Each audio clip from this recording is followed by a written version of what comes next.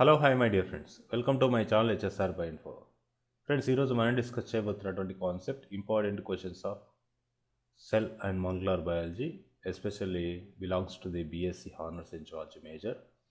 And ఇది అనేది మనకు ఏపీలో ఉన్నటువంటి అన్ని యూనివర్సిటీస్ సంబంధించినటువంటి సిలబస్ కాబట్టి, సెకండ్ సెమిస్టర్లో ఇచ్చినటువంటి సిలబస్ కాబట్టి, ఇది ఇచ్చినటువంటి క్వశ్చన్స్ అన్నిటిని నేర్చుకొని పోతే కంప్లీట్గా మీకు మంచి స్కోర్ అనేది అవుతుంది. ఇక్కడ నేను మనకున్నటువంటి 5 యూనిట్ల నుండి 22 క్వశ్చన్స్ పిక్ చేయడం జరిగింది. దీన్ని చదువుకొని పోతే చాలు, మీరు 60 to 100% స్కోర్ చేయడం అనేది గ్యారంటీ. ఫ్రెండ్స్ చూడండి, this is my mobile number 9390730576. ఇదే నెంబర్కి మనకు వాట్సాప్ ఉంటుంది, ఇదే నెంబర్కి మనకు టెలిగ్రామ్ కూడా ఉంటుంది. ఈ నెంబర్లో మనకు యాక్చువల్గా టెలిగ్రామ్ లోపల హెచ్ఎస్ఆర్ బై ఇన్ఫో అనే ఒక ఛానల్ కూడా క్రియేట్ చేయడం జరిగింది. దాంట్లో మనకు సంబంధించినటువంటి videos, new updates and materials కూడా ప్రొవైడ్ చేయడం జరుగుతుంది. కాబట్టి ఇవన్నీ ఫ్రీ యాక్సెస్గానే ఉంటాయి కాబట్టి మీరందరూ యూజ్ చేసుకోండి. ఏదైనా మీ దగ్గర ఏదైనా మెటీరియల్ ఉంటే నాకు సెండ్ చేయండి వాట్సాప్లో, అండ్ నేను మీ నేమ్ అక్నాలెడ్జ్ చేస్తూ మనకు గ్రూప్లో పోస్ట్ చేస్తాను. అండ్ చాలామంది అడుగుతూ ఉంటారు నన్ను, యాక్చువల్గా ఆల్రెడీ చాలా క్వశ్చన్స్ చేసిన తర్వాత కూడా అవే క్వశ్చన్స్ మళ్ళీ చేయమని రిక్వెస్ట్ పెడతా ఉంటారు వాట్సాప్లో. సో ద పాయింట్ ఏంటంటే, ఇక్కడ మీరు జస్ట్ చూడండి, మనకు there are many number of ప్లేలిస్ట్లు ఉన్నాయి. ఇక్కడ జస్ట్ మీరు హోమ్లోకి వెళ్ళేసేసి ఇక్కడ ప్లేలిస్ట్ అని చూసారంటే, ఆ ప్లేలిస్ట్లో మనకు చాలా రకాలైన ప్లేలిస్ట్ కనబడతాయి. ఇక్కడ మీరు అంత కంటెంట్ ఉంటుంది, ఒకసారి యాక్సెస్ చేసుకోవచ్చు. ఇంకా లేదు అంటే మీరు గూగుల్లో కనుక మీకు కావాల్సినటువంటి టాపిక్, దాని తర్వాత టాపిక్ నేమ్ టైప్ చేసి దాని తర్వాత హెచ్ఎస్ఆర్ బై ఇన్ఫో టైప్ చేశారంటే, ఒకవేళ మన ఛానల్లో ఉంటే అది మీకు అవైలబుల్గా ఉంటుంది, దాన్ని ఈజీగా యాక్సెస్ చేసుకోవచ్చు. ఇంకా నెక్స్ట్ చూస్తే మనకు ఉన్నటువంటి ఫస్ట్ యూనిట్, దానిలో ఉన్నటువంటి important question first one, write about ultra structure of Animal cell అన్నాడు. లేదంటే microscopic structure of Animal cell అని కూడా అంటారు. కొంచెం జాగ్రత్తగా గుర్తుపెట్టుకోవాలి, చాలా చాలా ఇంపార్టెంట్. దీని గురించి కూడా డిస్కస్ చేసాం మన ఛానల్లో, చూడండి. And coming to the second one, describe different models of plasma membranes అన్నాం. ఇది కూడా మన ఛానల్లో డిస్కస్ చేసాం. Different models, fluid mosaic model కావచ్చు, అన్నీ కూడా డిస్కస్ చేసాం. వాటి గురించి ఒకసారి మన యొక్క యూట్యూబ్ ఛానల్లో చూడండి. అండ్ థర్డ్ ఇంపార్టెంట్ క్వశ్చన్ కనుక చూస్తే, right a note on the active and passive transport of plasma ఏమిటండి. యాక్చువల్గా ట్రాన్స్పోర్ట్ సిస్టమ్ అని ఇచ్చినాడు సింపుల్గా మనకు. యాక్టివ్ ట్రాన్స్పోర్ట్, ప్యాసివ్ ట్రాన్స్పోర్ట్, ఇక్కడ యాక్చువల్ ఫెసిలిటేటెడ్ అని ఇచ్చాడు. That is also comes under the passive transport కిందకి వస్తుంది.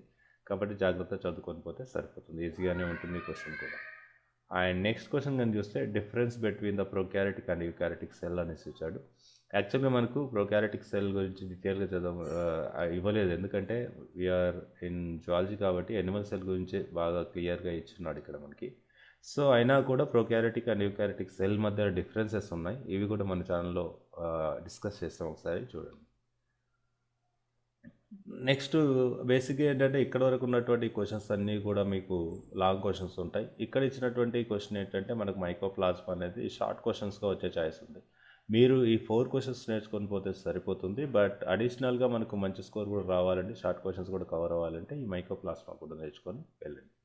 కమింగ్ టు ది యూనిట్ 2, దానిలో ఉన్నటువంటి first important question, write about structure and functions of mitochondria. చాలా చాలా ఇంపార్టెంట్. మైటోకాండ్రియా దీని గురించి కూడా డిస్కస్ చేస్తాం మనం. మైటోకాండ్రియా స్ట్రక్చర్ ఏ విధంగా ఉంటుంది, అది ఏ విధంగా ఫంక్షన్స్ చేస్తుంది, ఓకే, టీసీ సైకిల్ ఎలా జరుగుతుంది, ఎలక్ట్రాన్ ట్రాన్స్పోర్ట్ సిస్టమ్ ఏ విధంగా చేస్తుంది, ఏ విధంగా ఎనర్జీ రిసోర్స్ని ఇది ప్రొవైడ్ చేస్తుంది అనే దాని గురించి క్లియర్గా ఉంటుంది, ఒకసారి చూడండి.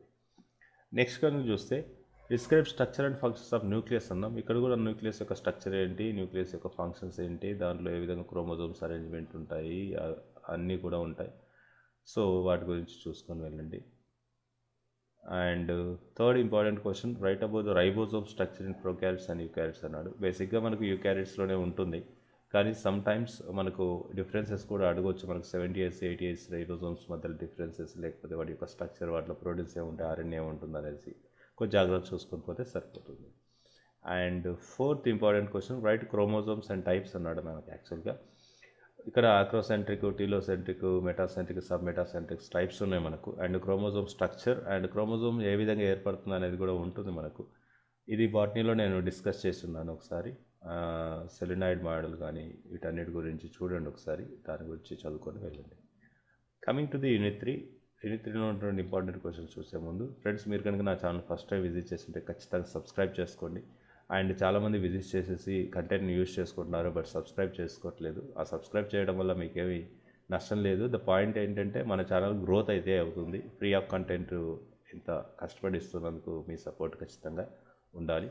So please to subscribe. ఏదైనా కామెంట్స్ ఉంటే కామెంట్స్ చేయండి, అదేవిధంగా ఏవైనా లైక్ చేయండి, మీ ఫ్రెండ్స్తో షేర్ చేసుకోండి.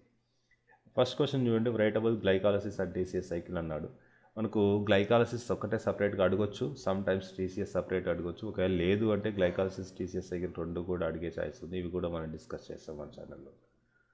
అండ్ నెక్స్ట్ కానీ చూస్తే right a note on the electron transport system అన్నాడు. ఇది కూడా మైటోకాండ్రియాకి సంబంధించింది. ఎలక్ట్రాన్ ట్రాన్స్పోర్ట్ సిస్టమ్ ఏ విధంగా జరుగుతుంది, ఎనర్జీ ఏ విధంగా ప్రొడ్యూస్ అవుతుంది, వాటర్ ఏ విధంగా ఫామ్ అవుతుంది, ఏటీపీ ఏ విధంగా ప్రొడ్యూస్ అవుతుంది అన్నీ కూడా కాంప్లెక్సెస్ ఉంటాయి.